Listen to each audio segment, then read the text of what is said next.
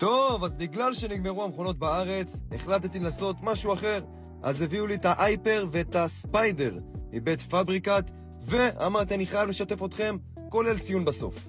אז קודם כל, הספיידר, המכונת דירוג, מאוד מזכירה לי את המג'יק קליפ או את הבוסטד, פשוט הרבה יותר קלה, הרבה יותר שקטה, הרבה יותר נוחה, ובזכות הסכין החדש גם הרבה יותר חדה.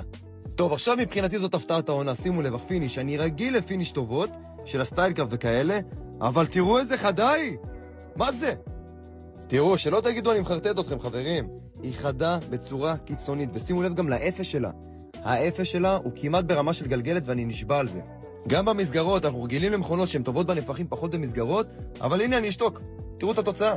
טוב, בדרך כלל מספרים גבוהים אני דווקא אוהב את הפנסוניק, אבל אמרתי ניקח את זה עד הסוף.